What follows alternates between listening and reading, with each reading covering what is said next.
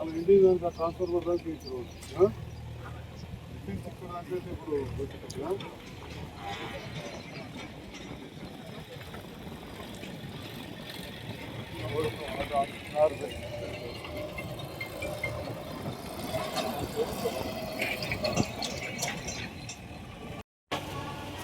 పట్టణానికి అతి దగ్గరలో ఉన్న టిఆర్ నగర్లో జాతీయ రహదారికి సరిగ్గా 700 మీటర్ల దూరంలో, అంటే కిలోమీటర్ లోపే ఒక మంచి ప్రాంతాన్ని సెలెక్ట్ చేసి ఇక్కడ ఐటీఐ భవనాన్ని నిర్మించడానికి మరియు advance technical centre under young India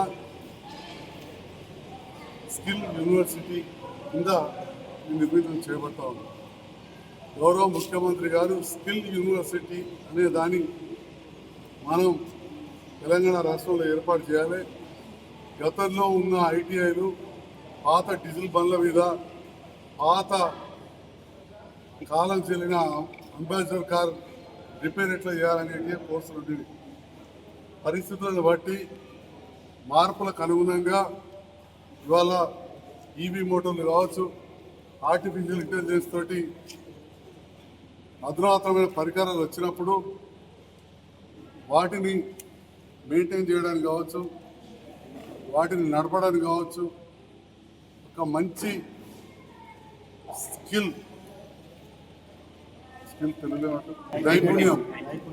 నైపుణ్యం వచ్చే విధంగా ఒక యూనివర్సిటీని, ఇన్స్టిట్యూషన్స్ని ఏర్పాటు చేయాలని గౌరవ ముఖ్యమంత్రి రేవంత్ రెడ్డి గారు నిర్ణయించడం జరిగింది.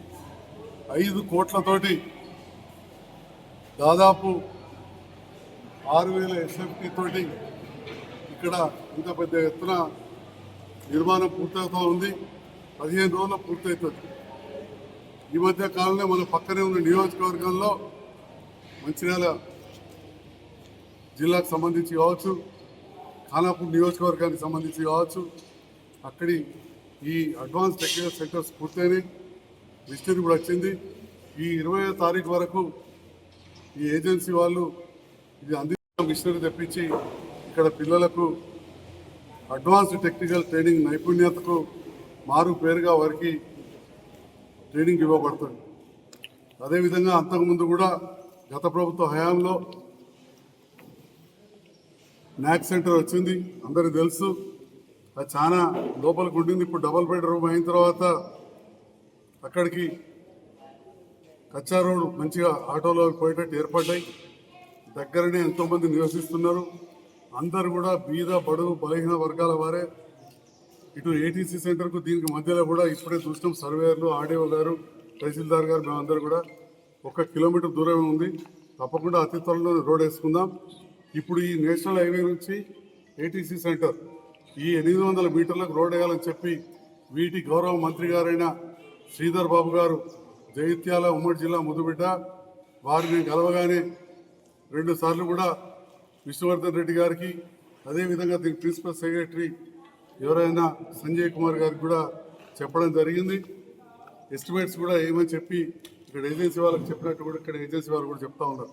మరి ఆ సందర్భంలో ఎవరైనా ప్రైవేట్ భూముల వాళ్ళు అడగించవద్దని చెప్పి మరి ఇక్కడ పరిస్థితులు తెలుసుకుందామని చెప్పి గౌరవ ఆర్డీఓ గారు, తహసీల్దార్ గారు, మా సర్వేయర్ గారు, మా మాజీ మున్సిపల్ చైర్మన్లు, కౌన్సిలర్లు, నాయకులు రావడం జరిగింది.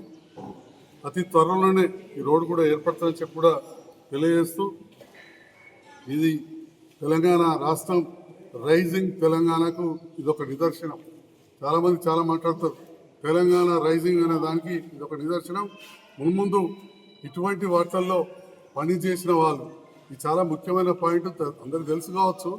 మళ్ళీ మన జగిత్యాల ప్రజలకు ముఖ్యంగా మన మీడియా ద్వారా తెలియజేయడానికి చెప్తున్నా, ఇది టాటా వారితోటి కొలాబరేషన్లో జరుగుతున్న ప్రాజెక్టు.